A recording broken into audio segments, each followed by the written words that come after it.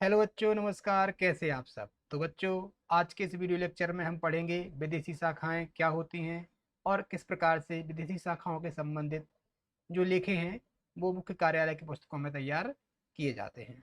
विदेशी शाखाएं जो होती हैं वे एक स्वतंत्र इकाई की तरह कार्य करती हैं और अपने यहाँ एक स्वतंत्र इकाई की तरह ही लेखा पुस्तकें तैयार करती हैं।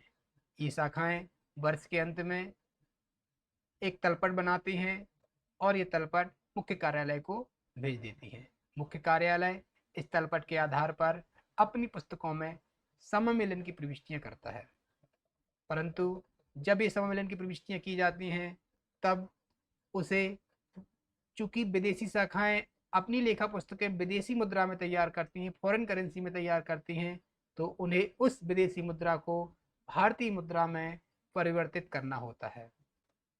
तो इसके लिए क्या नियम है, सबसे पहले ये हम समझ लेते हैं। तो बच्चों, हम जानते हैं कि मुख्य कार्यालय रुपए में अर्थात भारतीय मुद्रा में अपनी लेखा पुस्तकें तैयार करता है, वहीं विदेशी शाखाएं जो हैं फॉरेन करेंसी अर्थात विदेशी मुद्रा में अपनी लेखा पुस्तकें तैयार करती हैं। इस विदेशी मुद्रा को भारतीय करेंसी में परिवर्तित करना पड़ता है, जिसे हम विनिमय दर कहते हैं। और जो विनिमय दर होती है यह परिवर्तित होती रहती है, और कुछ देशों की जो मुद्राएं हैं उनकी विनिमय दर में परिवर्तन नहीं होता है। अर्थात जो विदेशी शाखा का तलपट है उस तलपट की बाकियों का रूपांतर करने की दो परिस्थितियां होंगी। पहली परिस्थिति होगी जब विनिमय दरों में स्थिरता होती है, अर्थात विनिमय दरों में कोई परिवर्तन नहीं होता है। वहीं दूसरी परिस्थिति होगी जब विनिमय दरों में परिवर्तन होता रहता है, अर्थात विनिमय दरें स्थिर नहीं है, उनमें लगातार परिवर्तन होता रहता है। तो बच्चों, जब विनिमय दर स्थिर होती हैं तो जो भी विनिमय दर दी होती है उसी विनिमय दर पर हम जो है शाखा के तलपट की बाकियों का रूपांतर कर लेते हैं।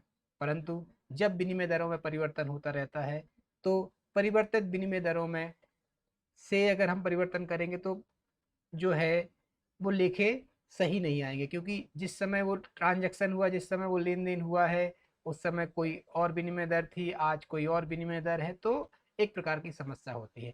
अतः इस समस्या के समाधान के लिए कुछ नियम बनाए गए हैं और ये नियम इस प्रकार से है।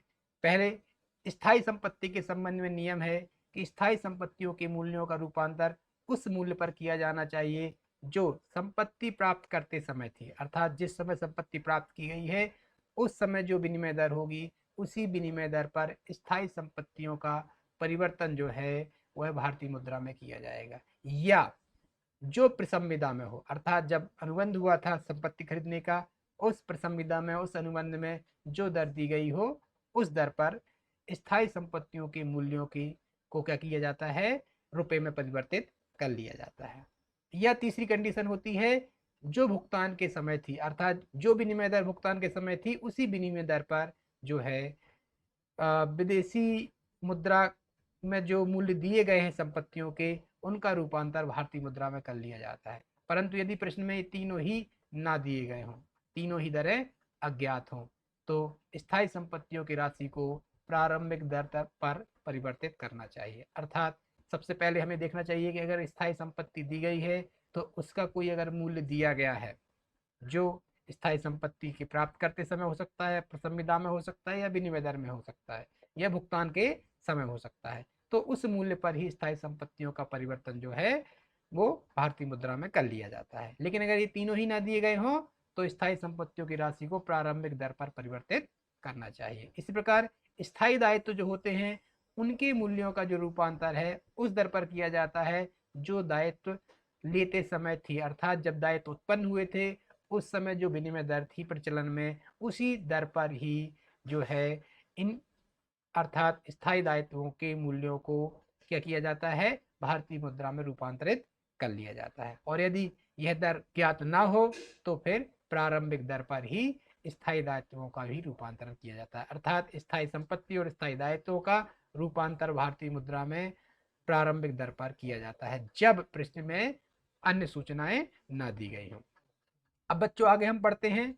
आगे है अस्थायी संपत्ति एवं दायित्व, अर्थात चालू संपत्ति और दायित्वों के रूपांतरण के क्या नियम है। तो बच्चों उस मूल्य पर रूपांतर करना चाहिए जो वर्ष के समाप्त होने के दिन प्रचलन में हो, अर्थात जो चालू दायित्व हो और चालू संपत्ति हैं उनको जो है भारतीय मुद्रा में परिवर्तित करने के लिए हमें अंतिम दर का प्रयोग करना चाहिए जो वर्ष के अंतिम दिन प्रचलन में होती है। उसी दर पर चालू संपत्तियों चालू दायित्वों के मूल्यों को भारतीय मुद्रा में परिवर्तित करके लिखा जाता है। अप्राप्त ऋण एवं संदिग्ध ऋण संचय के लिए हमें उस दर पर परिवर्तित करना चाहिए जिस दर पर हमने देनदारों को रूपांतरित किया है, अर्थात अंतिम दर पर। ठीक है बच्चों, इसी प्रकार से ह्रास चूंकि स्थायी संपत्तियों से संबंधित होता है तो स्थायी संपत्तियों का रूपांतरण हम प्रारंभिक दर पर करते हैं, तो ह्रास का रूपांतरण भी हमको प्रारंभिक दर पर कर लेना चाहिए। आयगत मदों को रूपांतरण करने के लिए हमको औसत दर का प्रयोग करना चाहिए। ठीक है बच्चों, आयगत मदों को शाखा द्वारा किए हुए विभिन्न प्रकार के जो आयगत व्यय और दोनों ही आते हैं, अर्थात इसमें व्यय चाहे शाखा के द्वारा किए जाएं चाहे शाखा की ओर से मुख्य कार्यालय के द्वारा किए जाएं, और इसमें जो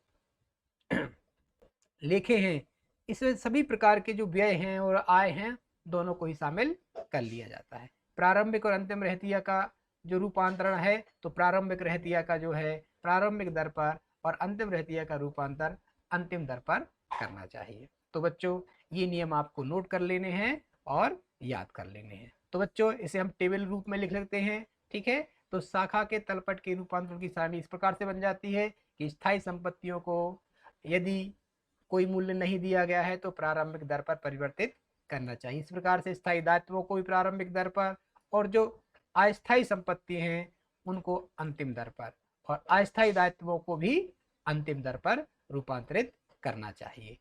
आयगत मदों को औसत दर पर, ठीक है बच्चों, या सामान्य दर पर, और जो प्रारंभिक रहतिया है उसका रूपांतरण जो है वह हमको प्रारंभिक दर पर करना चाहिए और अंतिम रहतिये का रूपांतरण जो है अंतिम दर पर करना चाहिए। तो बच्चों इसे भी आप नोट कर लीजिएगा और याद कर लीजिएगा, और इसी के आधार पर हम जो है जो शाखा का तलपट है उसका रूपांतरण जो है मुख्य कार्यालय की पुस्तकों में भारतीय मुद्रा में करेंगे। तो बच्चों इसके लिए हम एक सवाल हल कर लेते हैं। ये सवाल दिया गया है कि सिंगापुर शाखा का मुख्य कार्यालय मुंबई में है, तो सिंगापुर जो शाखा है, सिंगापुर चूंकि एक अलग कंट्री है, ठीक है, तो वहाँ पर जो शाखा है वो विदेशी शाखा कहलाएगी और मुख्य कार्यालय जो है मुंबई में है, ये जो हमारा मुख्य कार्यालय है। ठीक है, इस शाखा के जो 31 मार्च 2021 को निम्नांकित तलपट से आपको क्या करना है, मुद्रा को भारतीय मुद्रा में बदलना है। ठीक है ना बच्चों, जो चूंकि सिंगापुर की मुद्रा में दिया गया है, ये किस में दिया गया है, सिंगापुर डॉलर में दिया गया है, तो इस सिंगापुर डॉलर वाले इस तलपट को हमको भारतीय मुद्रा में परिवर्तित कर लेना है। अर्थात ये जो रहतिया है इस रहतिये के मूल्य को जो $296 में दिया गया है, सिंगापुर डॉलर में दिया गया है, इसे रुपए में परिवर्तित किया जाएगा, रूपांतरित किया जाएगा, कन्वर्ट किया जाएगा। तो कैसे किया जाएगा, इसके लिए बच्चों हम पहले ही एक टेबल देख चुके हैं कि किस प्रकार से संपत्तियों को, दायित्वों को, स्थायी संपत्तियों चाहे स्थायी दायित्व हो, चाहे चालू संपत्ति हो, चाहे चालू दायित्व हो, आयगत मदें हो या अन्य प्रकार की मदों हो, उन्हें किस किस प्रकार से भारतीय मुद्रा में परिवर्तित किया जाता है, इसके लिए हम अलग से टेबल पढ़ चुके हैं। तो बच्चों आगे कुछ सूचनाएं और दी गई हैं, ठीक है, जिसमें से अंतिम रहतिया दिया गया है वह $500 दिया गया है, और मुंबई की पुस्तकों में जो है डेबिट बाकी कितनी दी गई है, 1,10,400 दी गई है। तो देखिएगा मुंबई की पुस्तकों में सिंगापुर शाखा का डेबिट बाकी दिया गया है, और वहीं पर ये जो सिंगापुर शाखा की पुस्तकों में जो तलपट बनाया गया है उसमें मुंबई का खाता $680 दिया गया था। ये डॉलर में दिया गया है और ये रुपए में दिया गया है। तो इसे तो परिवर्तित करने की आवश्यकता नहीं होगी क्योंकि यहाँ पर मूल्य जो है $680 को का मूल्य परिवर्तित करके दे दिया गया है। ठीक है, लेकिन अन्य जो संपत्ति और दायित्व हैं उनके मूल्यों को हमको परिवर्तित करना होगा। फिर है मुंबई की पुस्तकों में जो फर्नीचर और फिचिंग कितने के हैं, फर्नीचर एवं फिक्चर्स जो है वो 70,000 के हैं, तो ये भी परिवर्तित करके दे दिया है, तो इसको परिवर्तित करने की आवश्यकता नहीं है, बाकी संपत्ति और दायित्वों को परिवर्तित कर लेंगे। तो आपको क्या करना है, परिवर्तन की दरें दी गई हैं 31 मार्च 2020 को, अर्थात वर्ष के गत वर्ष का, अर्थात ये प्रारंभिक दर कहलाएगी, वह कितनी है, 40 रुपए है। ठीक है, और अंतिम दर 50 रुपए है। 31 मार्च 2021 को अंतिम दर कहलाएगी तो प्रारंभिक दर दी गई है 40 रुपए, अंतिम दर दी गई है 50 रुपए, और इन दोनों का औसत जो दिया गया है वह 45 रुपए दिया गया है। तो आपको सिंगापुर का व्यापार खाता, लाभ हानि खाता बनाना है, चिट्ठा बनाना है, और आपको क्या करना है, विनिमय के अंतर को किस प्रकार से लिखा जाएगा ये भी आपको बताना है। तो बच्चों क्या करना है, आपको यही तलपट आपको बनाना है। सिर्फ अंतर क्या है कि इस तलपट को रुपए में परिवर्तित कर लेना है। तो रुपए में परिवर्तन के लिए कौन सी दर होगी, सबसे पहले ये देखना होगा कि विनिमय की दर स्थिर है कि परिवर्तनशील है। तो सवाल में क्या दिया गया है, परिवर्तनशील दर दी गई है, क्योंकि प्रारंभिक में 40 है, अंत में 50 है और औसत 45, अर्थात दर बदलती रहती है। तो बच्चों हम सवाल हल कर लेते हैं। तो ये हमने तलपट बना लिया है प्रारूप। तो तलपट में क्या कर लिया है हमने, एक कॉलम और जोड़ लिया है रेट ऑफ एक्सचेंज का, अर्थात इस रहतिये को किस रेट पर रुपए में परिवर्तित किया जाएगा। देखिए यहाँ पर ये डॉलर में दिया गया था, अब हम तलपट बना रहे हैं रुपए में। तो रहतिये को किस मूल्य पर रुपए में परिवर्तित किया जाएगा, विनिमय दर क्या है, तो रहतिया एक चालू संपत्ति है, और हमने पढ़ा भी है टेबल में कि ये प्रारंभिक रहतिया है, और प्रारंभिक रहतिये को प्रारंभिक दर पर, और प्रारंभिक दर कितनी दी गई थी बच्चों, ये 40 रुपए दी गई थी। तो हम यहाँ पर रेट ऑफ एक्सचेंज लिख देंगे 40 रुपए। क्रय और बिक्री ये दोनों ही आगमगत मदें हैं, और आगमगत मदों को औसत दर पर परिवर्तित किया जाता है। तो हमने यहाँ पर क्रय और विक्रय को 45 रुपए पर परिवर्तित करने की दर हमने लिख ली है। देनदार, लेनदार, प्राप्य बिल और देय बिल ये चालू संपत्ति और चालू दायित्व है। चालू संपत्ति और चालू दायित्वों को किस दर पर परिवर्तित किया जाता है, अंतिम दर पर। ठीक है, तो ये 50-50 रुपए पर परिवर्तित हो जाएंगे, क्योंकि ये क्या है, ये जो है ये है हमारे चालू संपत्ति है और चालू दायित्व है। चालू संपत्ति और चालू दायित्वों को अंतिम दर पर रूपांतरित किया जाता है। मजदूरी और वेतन ये आगमगत मदें हैं, इनको औसत दर पर परिवर्तित किया जाएगा। किराया, दर और कर भी ये भी आगमगत मदें हैं। ठीक है, विविध व्यय भी आगमगत मदें हैं, तो इनको किस मूल्य पर हमने परिवर्तित कर दिया है बच्चों, औसत दर पर, सामान्य दर पर। ये 45 रुपए प्रश्न में दिया गया है। फर्नीचर और फिक्चर के संबंध में हमको प्रश्न में दे दिया गया था कि ये कितने के हैं, 70,000 के हैं, तो इनकी विनिमय दर नहीं होगी। तो बच्चों यहाँ पर हमने विनिमय दर में डैश कर लिया। बैंक में रोकड़ ये चालू संपत्ति होते हैं, इनका भी रूपांतरण हम किस पर करेंगे, अंतिम दर पर कर लेंगे।